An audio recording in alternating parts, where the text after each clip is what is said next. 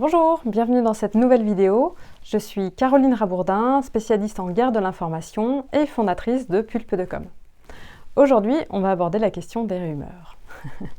Donc, selon l'ouvrage Orchestrer la rumeur de Laurent Gueldreau, une rumeur sur 3 s'avère fondée.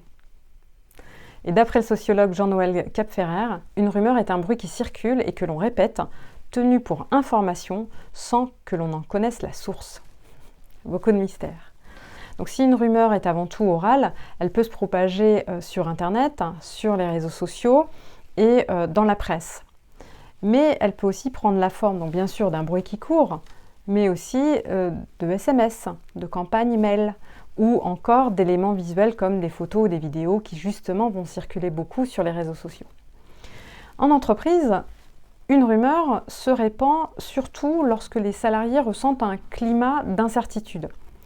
D'incertitude, par exemple, sur la santé financière de l'entreprise, sur l'équipe du dirigeant, ou plus globalement sur l'évolution d'une filière, par exemple. Dès qu'il y a une certaine dose d'incertitude et du stress, on a déjà un terrain favorable pour une rumeur.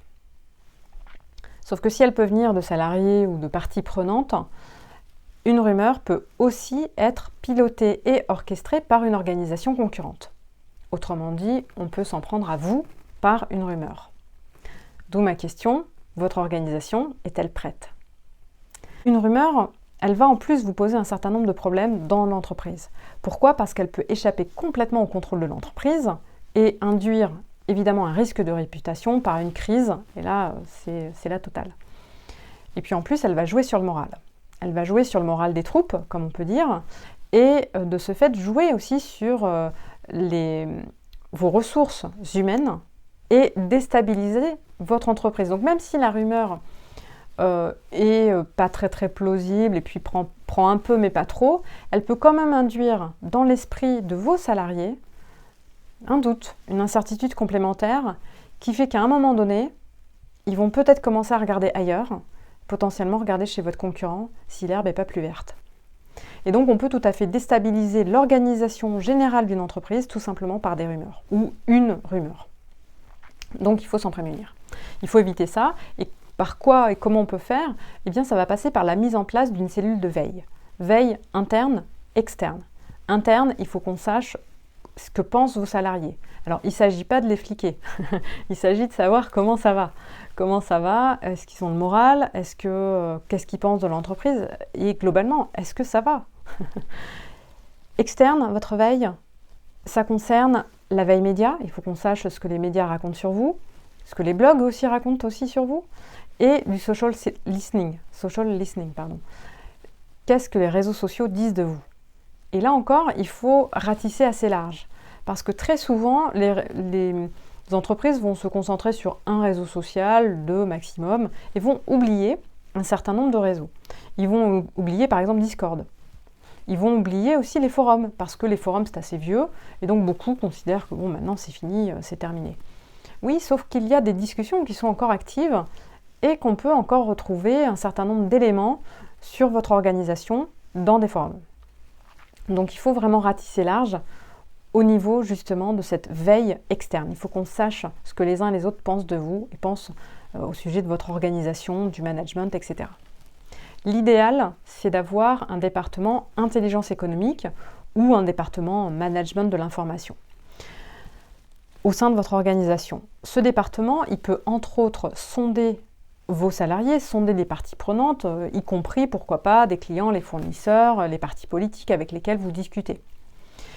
Il va aussi prévoir des scénarios, anticiper un certain nombre d'éléments critiques qu'on connaît bien en risk management, et prévoir des scénarios de réponse. Qu'est-ce qui se passe, s'il se passe ci, comment on fait, comment on répond, par quoi on répond, comment on s'y prend. Donc préparer et anticiper une crise, et préparer bien sûr la défense. Votre entreprise, elle doit aussi faire preuve de transparence. Transparence à tous les niveaux pour être plus forte au niveau des rumeurs. Ça va aussi passer par la culture d'entreprise, mais aussi par la marque employeur.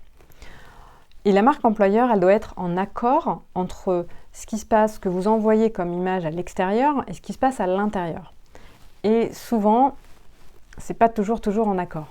Donc il faut vraiment que tout soit fort, que ce soit lisse, à la fois à l'extérieur, à l'intérieur, et Comme ça, pour les salariés, il n'y aura pas de souci. D'accord? Vous êtes en adéquation, vraiment. Donc votre organisation, elle doit être à l'écoute des salariés, et de l'ensemble, bien sûr, des parties prenantes. Et la communication, elle doit être ouverte, elle doit être bienveillante. Il ne faut pas qu'elle soit bloquée par un middle management qui fait pression sur tout le monde et qui met en place une stratégie de terreur. Il faut que l'information, vous puissiez la voir, il faut qu'elle puisse monter vers vous, notamment du terrain. Déjà parce que vous allez récupérer énormément d'informations sur les besoins des clients, etc., sur d'autres choses.